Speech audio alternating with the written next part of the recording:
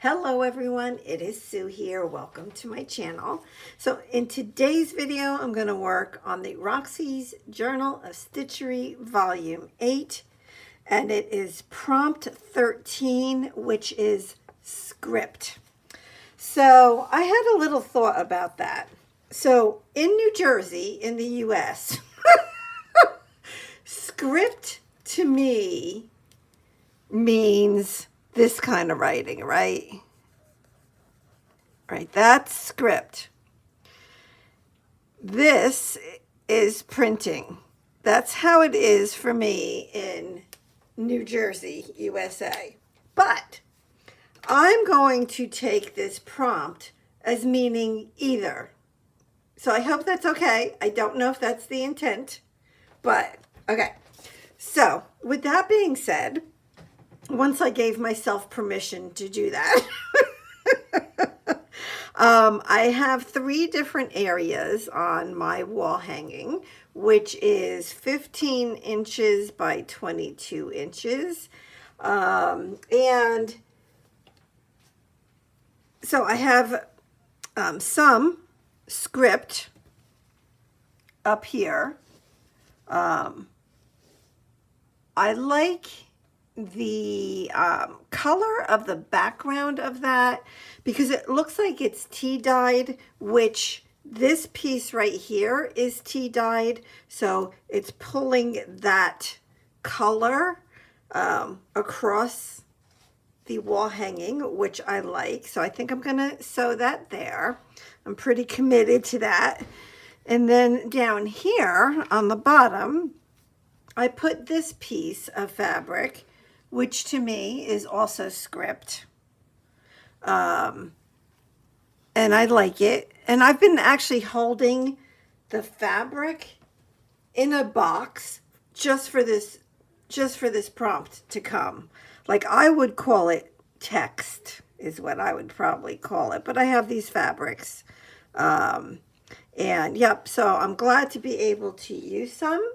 But then I'm like, well, I think it was Rachel, could have been Sarah, that we're going to embroider words. And so I'm like, well, I can do that. I've done that before. I am not an embroiderer. I am a 100% slow stitcher. But I'm like, I can do that. I've done it. So I took my disappearing ink pen, which is air and water soluble. So I like it. It's not like the friction pen that you have to heat up. Over, I think it's, I don't remember, is it 12 hours, something like that. After so many hours, it just disappears. In fact, it's kind of like a continual disappearing. So you can actually see it start rather soon, like a half hour after you use it, just start to disappear. But anyways, I like it. So what I did, I'm super proud of myself. I actually stitched the word stitch. And I used some hand-dyed yarn, and it is variegated. And I just thought it worked out perfectly. So it is like on the blues and greens side, this particular yarn. And then I'm like, well, where am I going to put it, right? Because something like this could go a million places on here, right? I mean, it could go anywhere. It could go up here. It could go over here. It could go over here. It could go here. It could go anywhere. But see, but like if I put it there, which I kind of liked, I just felt like, you know, I don't know, when you have something that could be, you know, 10 different places on your project, I don't know, to me, I like take a step back and like I feel like this is too heavy for the top of this wall hanging. It just feels like too much. So then I'm looking at down here. So at the bottom, so this is the bottom, the whole bottom right here, right? It ends right here. So then I'm looking at the bottom and I'm like, okay, so that makes more sense to me. And I liked having it there because I did stitch this stem and the little leaves and the little pink, well, French knots. So I did not stitch this, but, and I even stitched this over here. So I kind of liked that spot. I thought it was good. Well, it actually looks good there too because there's that blue, like bluish green there and there. But no, I think I like it in the middle better. So weight-wise, where it falls, I think that that's good. And I like that, that this, which has darker font color, is kind of like close to it. Again, it just brings the whole bottom. I think it just kind of pulls it all together. And it's very, very rainy and dark here, so I'm sure there's probably going to be shadows. Sorry about that. So that's where I think it's going to land, is right there. And so then I'm like, well, how am I going to stitch this on, right? So I took some of the yarn and so I'm like, I was thinking of just doing a straight stitch all the way around, which would definitely work. My favorite is the overcast stitch, which would definitely work. I almost even thought of kind of doing like a border, so to speak. Well, I guess that would be the straight stitching, but I would do it closer to the word. And it would actually like highlight, so like the edges of the fabric would be a little bit loose. So I think I'm going to do that. I think I'm going to do kind of in between going to the very edge and getting close to the word. I'm just going to do it. So let's just do it, because you know what? I can take it out, right? If I don't like it, I could take it out. I'm going to zoom in just a little bit. And yeah, so let's go ahead and stitch that down. So, and it was funny when I was stitching the word stitch. I just want to be careful where I start, because make sure I don't get too close to that H. I'm going to go over just a little bit more towards the edge. Okay, that should be good. And oh my gosh, I don't know if you notice. Well, this is like, I want to try to get that straight. So I'm going to put another pin in here. And is that straight?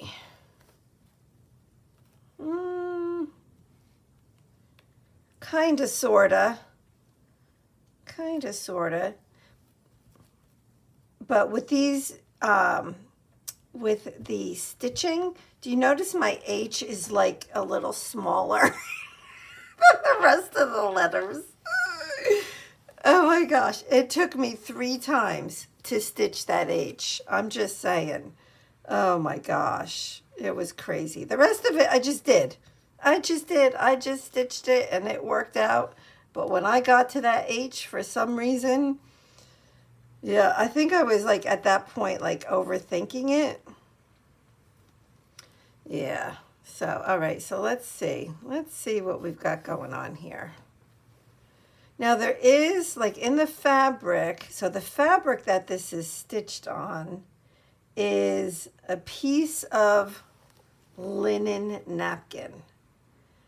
And I'm going to actually go under. Oh, this may look weird, but let's give it a try. I'm going to go under the dot on the eye, which is like big. Let's see if I can get 2 stitches here to make it symmetrical with the other side. But in that fabric, there's like there's a little pattern. And so there's like this little line, which I don't know that you can see. Let me just do this for a second here. So let's look at this. Okay. Okay, so I'm liking that. I'm liking it. It's going to hold it down. I'm liking it. Yeah, but there's like a little pattern kind of right where I stitched. So that was helpful because it was kind of like a line where it went from one, you know, design of stitching to a different design of stitching. So I like that. I like that. So let's continue on. I mean, you could go a totally different route and use a thread here that you can't see. You know, I need to turn this the other way. Sorry. But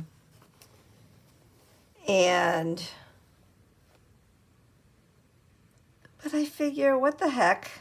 You know, I have this yarn and it's such a pretty color. And I think it goes with a lot on here. Oh, come on. It's the only thing with a heavier yarn, certain fabrics, it's a little bit harder to get through. All right, so I'm going to try to do 2 stitches here as well. And let's see. I'm never going to push this through. All right, let me grab my thimble. And there we go. Oh man.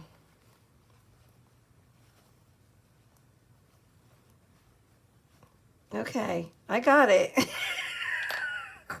So one of my subbies told me to use pliers. So I'm going to see if that helps me. Oh, and it did. Okay, that was good. That was good. That was good. Okay. I know I'm flip-flopping this thing all over the place, but when you're working on something big, it just kind of happens. Okay. So now, yeah, I like it. I like it. It's not perfect, but I like it a lot. Okay, so let's do this. So I'm gonna try, I don't know that I can or even want to get the stitches down here equal with those. No, I don't. I don't. I'm just gonna, wherever they land, they land. I'm gonna try to keep them about the same distance apart. And now over here it's easier, so there must have been something over on this side that was really hard to get through, because over here it's just going right through. Okay,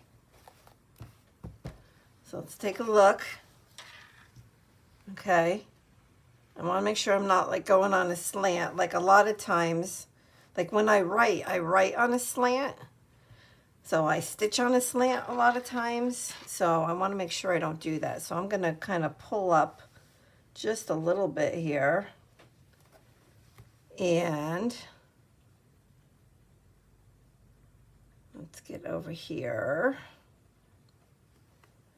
And then I'm just going to go up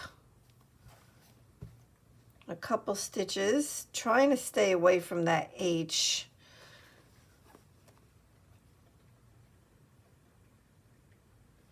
And that should be it. So we'll take a look at it. Let's see. It's a little scrunchy. It's a little scrunchy at the moment, but let's, okay, so I'll make sure the stitching is not too tight. Okay, it's a little poofy, I feel like I need to loosen up this yarn just a little bit, get it a little bit looser.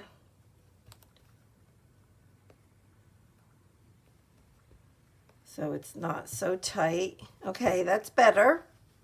What do you think? Is that good enough? I think it's good enough. You guys know me. I don't worry too much about things. Not too much. Sometimes, like, yeah, sometimes I'll take more time to do things, but yep.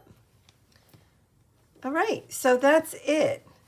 So the other two pieces I can stitch off camera. You don't need to watch me do that, that's for sure. But what do you think? It's cute, right? That's probably the only word that will be on here that I've stitched. Probably. Yep. So let me think. Please tell me what you think of this little word, stitch. Yeah, and I'm going to go ahead and put that there. See, my dilemma, I'm going to tell you a dilemma I have. This is a hanky, and it has the gorgeous flowers. What I should do is do some satin stitches over those flowers. But I'm not a satin stitcher. So I could even outline, do the back stitch just around the flowers. I could do that. So I don't know if I'm going to end up covering that or what I'm going to do. And then up here, this is a piece of a curtain, I think. And it has the beautiful flower. And again, I don't want to cover it. So what am I going to do with that? Again, I could stitch around it. I could put in some French knots up here. I don't know. I'm a little bit at a loss. Let me know what you think about that.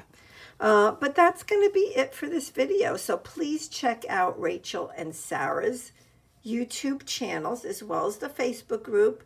The links will be in my description box. And yeah, so we only have 7 more prompts to go. Yay! Yay! Oh, I'm excited. I'm excited to actually hang this on my wall. So thank you so much for being here and have a blessed rest of your week.